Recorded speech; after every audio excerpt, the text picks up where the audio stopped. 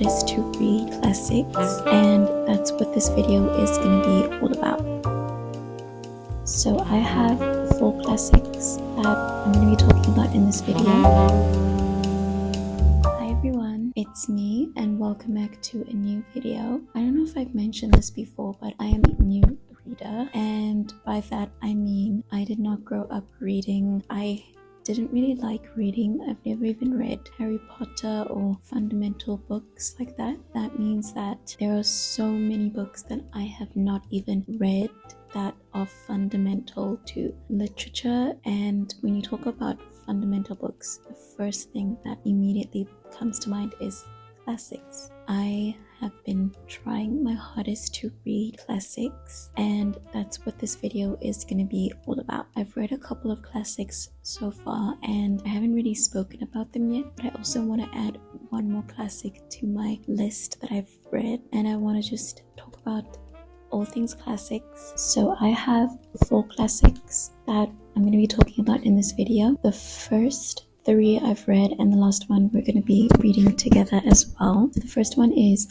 White Nights by Dostoyevsky, Rebecca by Daphne du Maurier, The Picture of Dorian Gray by Oscar Wilde, and East of Eden by John Steinbeck. When it comes to choosing the classics that I read, I literally get inspiration from TikTok, Reddit, everywhere. I genuinely will read pretty much anything as long as the plot and the themes seem relevant to the things that I like. And I think I can say that there hasn't been a classic that I've hated yet. But before I can talk about the 4 books I have to read, the book that I haven't, which is East of Eden by John Steinbeck. And I don't know much about the book, but what I do know is that it is a biblical inspired retelling of Cain and Abel, which follows themes of shame, guilt, family. It is set in the great American state of California. That is pretty much all that I know about it. I'm going into this very blind, except for with tons and tons and tons of amazing reviews of this book. So I hope that it'll be as good as many people say that it is. This book is like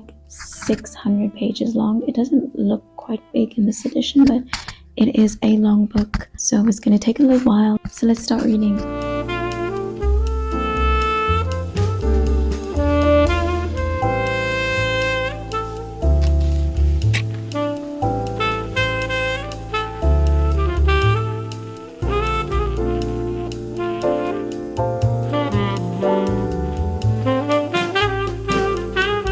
So I just finished the first part of East of Eden. This puts me about on page 130. So I just want to talk about what I felt about the book so far. And we can just talk about the positives and the negatives. And for the positives, John Steinbeck's writing is amazingly beautiful. It, for the most part, is incredibly simple and easy to understand, but it translates a lot of emotions and feelings and philosophy as well in such a beautiful way. I love reading what he writes because he kind of imbues his text with a lot of philosophical meaning without actually straight out saying it to you. It's kind of left there for you to derive and to put your own meaning to things, which I absolutely love. It's not often that you get to read a literary fiction novel that doesn't straight out spell things out for you, and that's something that I genuinely respect. The book just has a very calm prose. When I'm reading the book, I have this sense of calmness, of peace in me, which is not just due to the setting, and even though a lot of violent things are happening and have happened, the way that Steinbeck puts all of this forth feels a lot more like a family history being told in a very calm and measured way. It feels very intimate and intentional, and every single chapter that I've read in this book is packed with so much meaning, exploring so many themes in such a beautiful and ingenious way. Themes like the desire for love, honesty, truth, family, brotherhood, evilness. There's just so much amazing themes that are packed into this book in such a simple and genuine way, and we get a lot of this meaning through the very interesting characters. Right now I am kind of not that far into the book, but as of right now 2 families have been identified, as well as an outside external character who is, I read in the introduction, she kind of serves the purpose of the devil in the Cain and Abel story. So from what I've read, she definitely is serving that purpose. But from what I've read about the book, it's supposed to follow these two families with one family having the Cain and Abel brotherhood and the other family having the history of John Steinbeck's family. To talk about the cons that I've felt so far, I think that the way that John talks about other people of color in this book is not really the most respectful, and I understand if he's doing that from a lens of reflecting the times accurately. He's spoken about Native American people in a more derogatory way, but he also, from a different character's perspective, spoke about them from a more dignified way. So I understand that he probably is just reflecting the sentiments of the time. This book is set primarily near the turn of the century, so in the year 1900, people in America did not take kindly to Native American people. The way that he's spoken about African American people as well has just not been to my taste. That's just my own personal gripe, and I understand that he is trying to reflect the time period, but it still rubs me the wrong way. But so far my feelings on the book is that I absolutely love it. I love the way that story is unfolding. I genuinely don't know where it's going, but I'm there and I'm 100% here for it, and I have enjoyed the story greatly so far. I still have incredibly high hopes for the rest of the book. I feel like just because of the way that Steinbeck writes and the amazing messages that he's put into the book so far, we have an amazing setup for such an epic novel. Before I started this book, I had heard so many good things about it, but I can say that I'm still impressed by what I've read. My genuine opinion for right now is that it is such a great book.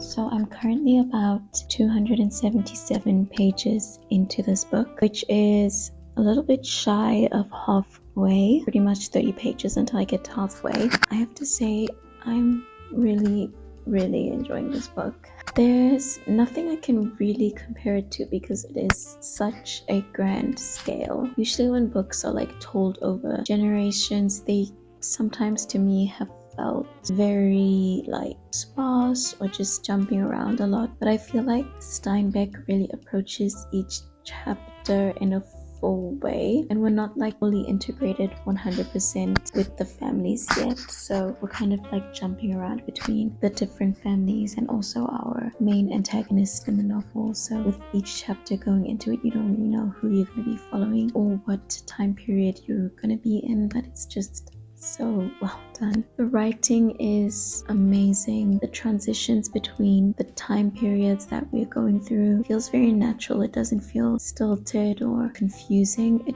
It just feels very informative. Like everything that we need to know, he's telling it to us. So we get introduced to a lot of different characters and a lot of different names come in and out. It doesn't feel rushed at all. Honestly, it feels like he's taken his time to give us the right amount of information to get his overarching point across, which I genuinely appreciate. The language in the novel is more like reflective of the time period that we're following. So we're going around on horses and we're digging wells. So as you can imagine, it's kind of like, it's not exactly Western language, but it is very much like loaded with the country American olden day vibe. Especially there is this one character, Samuel, who kind of speaks in philosophical riddles, but in a sort of like hearty and American way, which is really nice. And that way of using language makes the text feel very set in place. And I feel like the characters, the way that they're shown to us, they feel very fleshed out and very nuanced and intelligent. I just feel like I'm getting to the halfway mark where things that happened early in the book are getting meshed into where I'm at right now.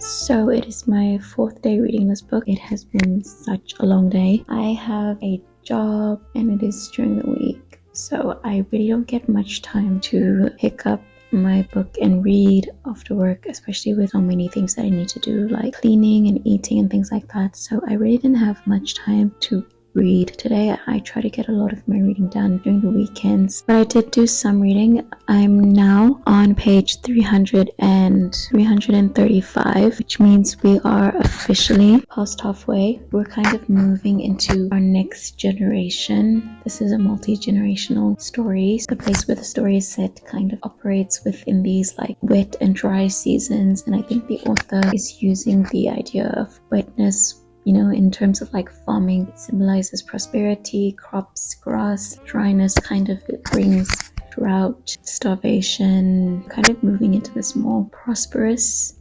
season, and see how trauma or how patterns repeat themselves. Things are starting to happen, and we're vividly watching certain characters leave their impacts on other people and sort of live on through them, almost as if they were immortal. Steinbeck expects you to have a brain and use it. He's not going to explain everything to you. Sometimes he does hint at sort of things and sort of slowly work his way towards his grand conclusion, but a lot of the times in terms of like allegories towards the Bible and representations, metaphors, he doesn't actually like spell it out as plainly as other authors or other books do, which I appreciate because it kind of gives you excitement to like go back and reread it and be like, oh, this meant that and this stands for this. So in this book we kind of have two separate narrators.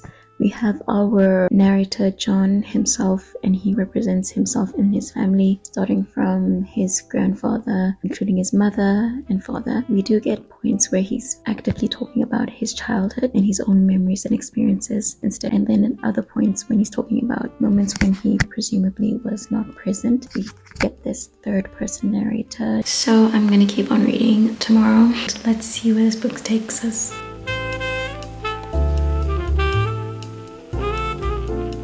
So many moments in this book that are filled with so much tension. Genuinely sometimes feels like a thriller, sometimes even like a horror, which is crazy to think. There's just some moments that are extremely tense and extremely great. So I just finished reading East of Eden by John Steinbeck, and now I'm going to be doing an overview of the book. I'm going to mark this as a spoiler, so if you haven't read the book, you can skip to where I talk about my general thoughts on the book. This story follows two families, the Hamiltons and the Trasks. John Steinbeck is the narrator of this book, and he actually shows up as himself in the book as the son of Olivia Hamilton. This is a very character and plot-driven book with a lot of recurring themes of brotherhood following the Cain and Abel story. The book starts out with the Trask family in Connecticut with two brothers, Charles and Adam, who are being raised by their father, Cyrus Trask. Following his enlistment and short stint in the war, Cyrus Trask gets injured and is discharged from the war, but after that he decides to make war and anything army-based his entire personality and professional growth. He entrenches this appreciation for war within the two boys, who are wildly different and in various different ways are vying for attention and love from their parental figures. Adam then enlists in the American war against Native people, and as true to his nature, he's very kind and he works hard to protect people and make sure that they don't die, even at the expense of his own life. Many years after the war, the two brothers reunite on their family farm, still playing into the dynamic of butting heads and that implicit fear that exists underneath their interactions. And their father also has died, with an amazing reputation for his experience in the GAR, and he also has amassed a handsome fortune. And I think there are some things in this book that Steinbeck doesn't tie up in terms of loose ends, because we never really fully find out how Cyrus got this money. It is insinuated that he stole it from the GAR, but nothing is actually said explicitly. The brothers then argue about the morality of keeping the money. Adam is pro keeping the money and Charles is against keeping it. While all of this is happening, we dip into another storyline of Kathy Ames, and her storyline introduces a very important aspect of the novel: the nature of evil, what is normal, and Steinbeck's theory of monsters. Kathy is introduced to us as a girl who lies and weaponizes her beauty and attractiveness to get whatever she wants. After committing atrocious crimes against her parent and her benefactor, she is beaten up and she drags up onto the Trask farm. And true to character, Adam is sympathetic and he takes a quick likening to Kathy, whereas Charles dislikes her, and almost immediately as she regains consciousness, he is able to see through her thin veneer of helplessness. Adam hastily marries Kathy and they move to California with his share of the Trask fortune. They show up in the Salinas Valley, close to King City, and they quickly start to look for a ranch to cultivate. Adam finds out that Kathy is pregnant after she tries and fails to abort her pregnancy, but he doesn't find out about the abortion attempt. And this is another moment of Kathy trying to get her way and not letting anything stand in between what she wants, and in that case it was her pregnancy. Kathy's character is incredibly distinguishable, and one thing about Kathy is she's gonna do whatever it takes to get what she wants. She's in it for the long game. After Adam finds his ranch, we move more into the Hamilton family, beginning with Sam Hamilton, who is the patriarch of the Hamilton family, a failed businessman whom everyone loves and trusts. Sam is the waterman and he's contracted to set up wells on Adam's land so that Adam can build his Eden, built out of love and for his love Kathy. Sam has 9 children and he's well known for his abilities in assisting a delivery, so it is kind of assumed that Sam is going to be the one who assists Kathy in her labor. Samuel, from his first meeting with Kathy, gets a strange sense about her, and Steinbeck took such a chilling tone in describing just how much discomfort Samuel received from Kathy's presence, and some of those chapters really felt like a horror story, like I was afraid. When Kathy is in labor, it honestly feels very much like a horror scene. The room is completely dark and she doesn't even scream. She actually bites Sam's hand out in pain instead. Sam nevertheless delivers 2 twin boys. Kathy never even picks up the children or even looks at them, and once she's healed enough, she makes to leave the ranch. Adam, once he finds her, attempts to stop her from leaving without understanding that she's serious about leaving, and that gets him shot. And upon reflecting on this moment a little later in the book, Kathy cites not wanting to be held back as her reasoning for shooting Adam. She honestly only married him out of desperation because she was very weak and very helpless in that time, and once she was healed enough, she wanted to move on and live her own life. After all of this has happened, Adam begins to live a half-life, leaving the rearing of the boys to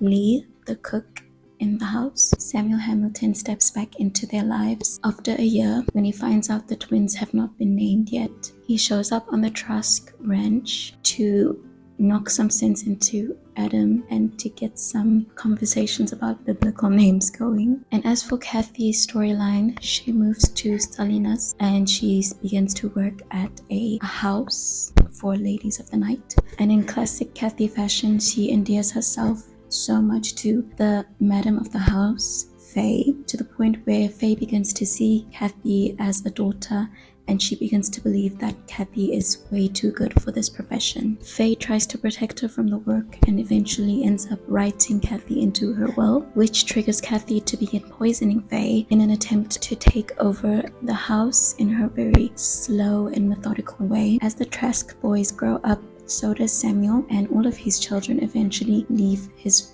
farm except for Tom, his genius son. Even as Samuel gets older, him and his wife Lisa eventually leave their ranch to join their family in Salinas. Steinbeck wrote such an amazing exploration of biblical meaning during Samuel's last visit to the Trask farm, and eventually the Trasks decide to move to Salinas to pursue better educational possibilities for the boys, and their story continues after that. I won't go into it more because I've already been about this for a very long time, but the entire story kind of ties into that last conversation between Samuel, Lee, and Adam on his last visit to the Trask farm. I thought that this book was incredibly well written. There were so many things that I loved about it. So I tried to go through this book very slowly, but some moments were thrilling or somber or hard-hitting. This book varies so much. This book has many elements of a coming-of-age story due to us actually watching 2 sets of brothers grow up. There's so many themes explored in terms of generational trauma, secrets used as a tool to create more pain and suffering, and also just like the effect of the war and growing up and becoming an adult and having to participate in the war. The greatest strength that Steinbeck has displayed in this novel is his amazing ability to convey so many philosophical undertones within this book. This book essentially makes use of the long and deeply connected history of two families in order to convey so many important lessons. I really like the way that he writes his chapters. So many of them can read as their own distinct short stories with their own unique feeling to them. Like the chapter where Kathy was introduced, from beginning to end it reads as its own story, which is really amazing to me. It's genuinely one of my favorite chapters in this book because we are following a multi-generational story. The characters are individually complex, but at the same time they connect very thoughtfully.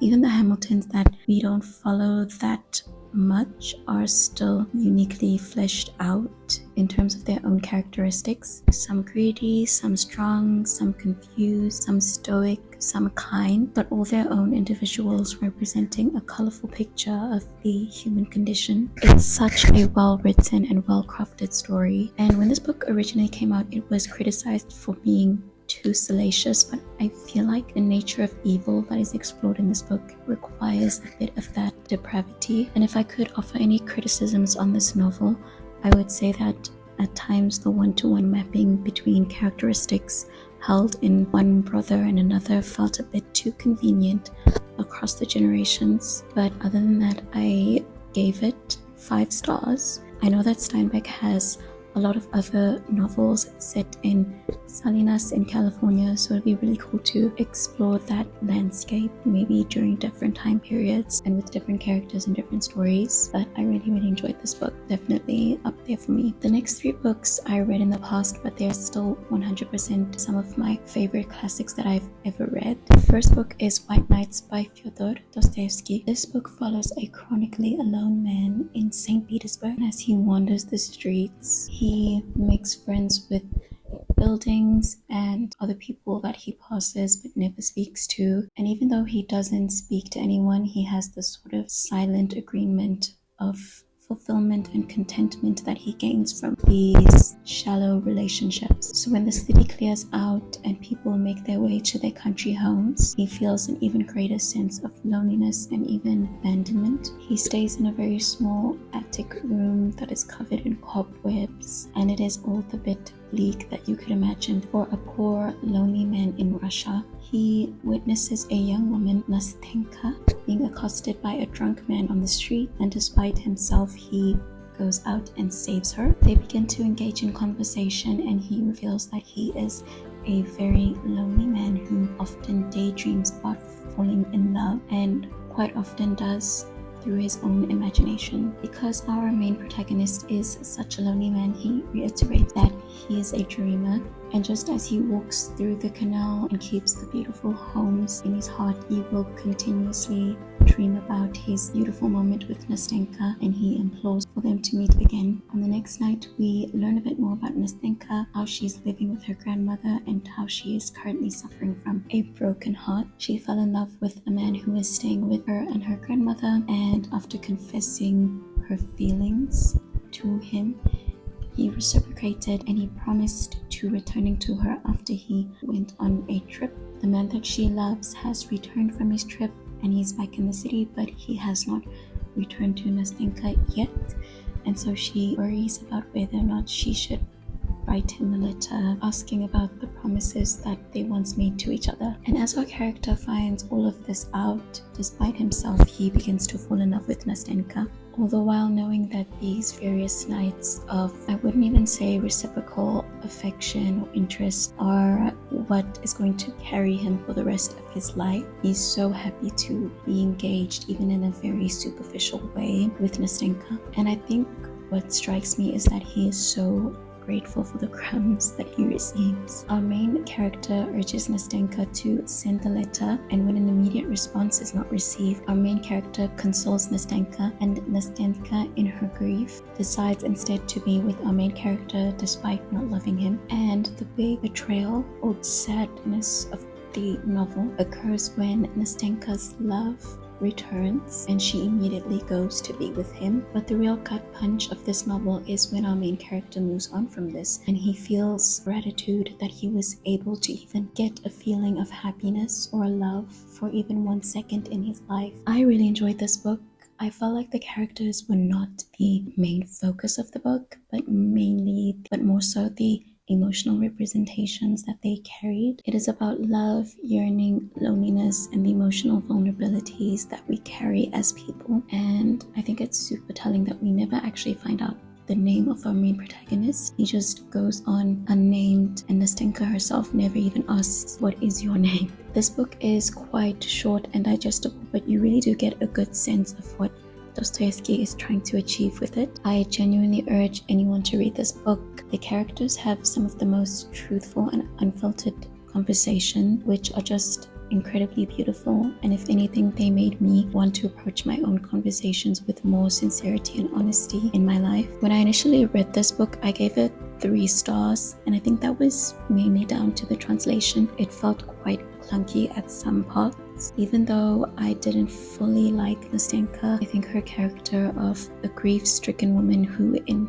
a moment of trauma decided to commit to another man out of her own pain was very well portrayed, and I 100% recommend this book if you haven't read it. The next book I want to talk about is Picture of Dorian Gray by Oscar Wilde. This book is a philosophical journey of the power of evil and the burden of it in our lives, and the connection of art and beauty and the power of art to convey and transform meaning. We follow a young man in England, Dorian Gray. He is incredibly handsome and also incredibly naive. He believes in the best that exists within people, and he is incredibly impressionable. He is discovered by a painter, Basil, and Basil in his own way falls in love with Dorian and immediately makes him his muse. And Basil is actually completing a portrait of Dorian, which is undisputably his best work yet. Basil gets a visit from his friend Lord Henry, and Lord Henry is quite literally philosophical hedonism personified. Every single thought that he has aligns mostly with his own needs and wants, and with the most derailed parts of man. One day, Dorian is sitting for his portrait with Basil when Lord Henry appears, and Basil is not at all pleased with this visit because he does not want Dorian to lose his innocence, especially not to a man like Lord Henry. But the damage is done, and Dorian is drawn to Lord Henry's forbidden fruit, and Lord Henry is drawn to Dorian's beauty. Dorian is saddened by the completion of the portrait because it stands as a mark of his youth, never to be changed. Henry has gotten into Dorian the fear of aging, just as Dorian begins to understand the worth and the power of his beauty. The completion of the portrait is seen as a loss to him, as it constantly represents a level of beauty that he will never be able to obtain again. In this despair, Dorian wishes that the portrait instead would carry the mark of his age instead, and his own face to remain unchanged. And from that moment onwards, Dorian is taken under the wing of Lord Henry to learn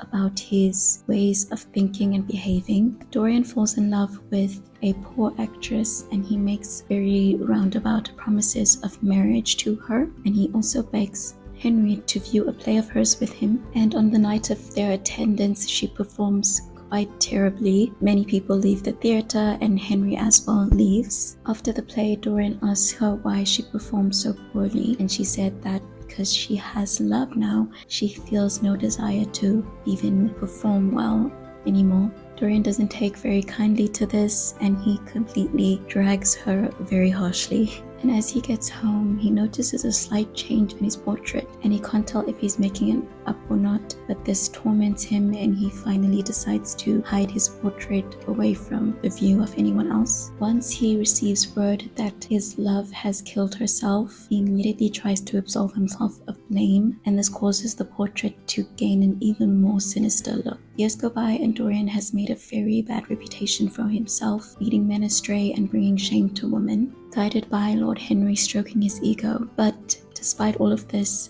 Dorian's face remains unchanged, and he is as youthful as ever. Dorian unexpectedly meets with Basil, who has aged and who's also now bound for Paris. Basil calls on Dorian, expecting to see his greatest creation, the portrait. Dorian, after showing Basil the portrait, decides to kill him, and after that horrible act, the portrait actually takes on the same blood that Dorian now has on his hands. After that, Dorian gets in contact with a man who he had previously led astray, and holding his secrets over his head, he convinces him to dispose of Basil's body, which allows Dorian to get away with the crime of killing Basil. But this is getting quite long, and I feel like if you read the book, you know what happened.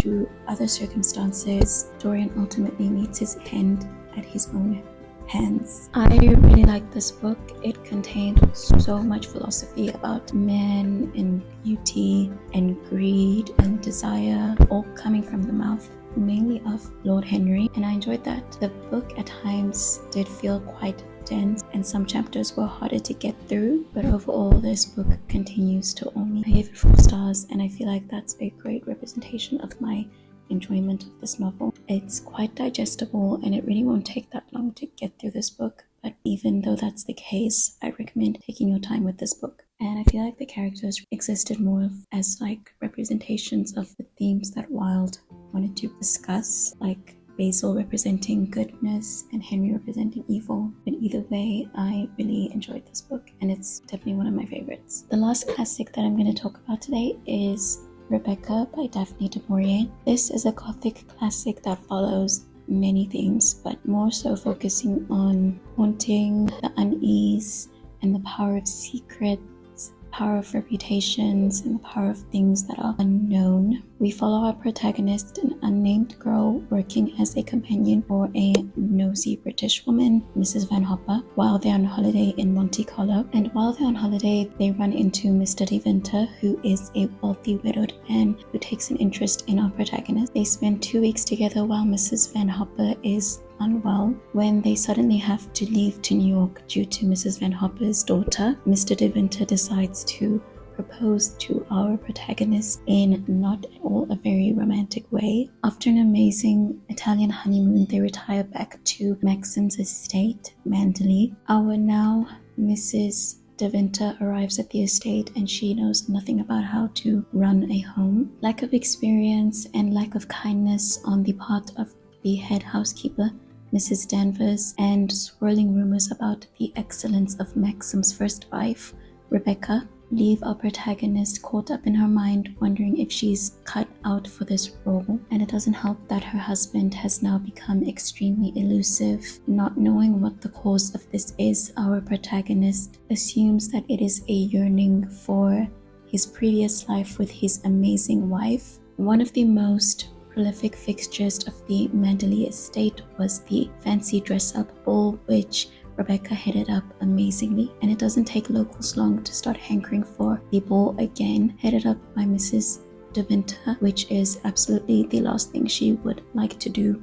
Mrs. Danvers, who has been nothing but cold to Mrs. De Winter up until now, suddenly takes a liking to her in order to suggest a look for her to wear for the ball, which on the day of the ball, Mrs. De Winter shows up in the exact same costume that Rebecca last wore to the ball, and Maxim is furious. Not long after the ball, fishermen wash up onto the coast near the Manderley estate, which calls for divers to assist in dislodging the boat from the shore. Now, Rebecca had passed away in an accident on her boat, and her body was recovered weeks after the accident. And while the divers are dislodging the stuck boat, they discover not only Rebecca's boat underwater, but also a body on board. And this puts Maxim at the center of suspicions for foul play where his wife's death is concerned. Maxim finally reveals to Mrs. De Winter that he killed Rebecca, that he never loved her, and that he has been distant due to his memories of Rebecca ruining his happiness. And for the first time, we witness genuine connection between Mr. and Mrs. De Winter through the unbearing of this truth. We also find out that Rebecca was a very strong woman who engaged in extramarital affairs and did as she pleased. She was an empowered woman whose marriage was not at all as it seemed, and she delighted in male attention and could not give up the power she held over men that her beauty afforded her. And this brings up the topic of a woman like Rebecca, who through marriage gained wealth. It feels like we don't get the full truth of Rebecca's character. Is she the villain, or is she a woman who wanted the world but had to exist as the perfect wife to get it? In the end, Maxim is acquitted of all charges against him, and as they return to Manderley, they notice that it is ablaze, which was likely due to Mrs. Danvers, who was severely depressed after Rebecca's real body was found aboard the boat. And there's a lot that I've missed out, but that's kind of an overview of the plot of the novel. This book was very interesting, and I actually watched the Netflix movie a few years back, and I loved the movie, but I felt like the ending of the movie was very messy and confusing. Coming back to the book, I didn't remember much of the story, but I feel like the book speaks more than just the plot of what happens. This book, as I mentioned, is a gothic novel, so there's a lot of dark, haunting, and tense moments, especially in the mind of our protagonist, who is incredibly unsure about herself and her situation. The last 50 pages of this book read so much like a thriller, and that's something that I really enjoyed about this novel. I personally related to the anxieties of Mrs. De Winter, and I felt like de Maurier wrote her anxieties in such a believable and haunting way. I rated this book 4 stars, and the reason it's not a 5 stars for me is because at some points the writing felt quite dense. This book for me conveyed the desire to understand the world around you, but only having your own anxieties as a frame of reference, and the way that our mind convinces us of grandiose stories which are all contingent on our unworthiness as people. This book was extremely relatable for me, and it was extremely enjoyable as well. So that is all for today. I hope you guys enjoyed this video. It was super fun to critically think about some of my favorite classics. If you like this video, please leave a like and a comment, and I will see you guys in the next one.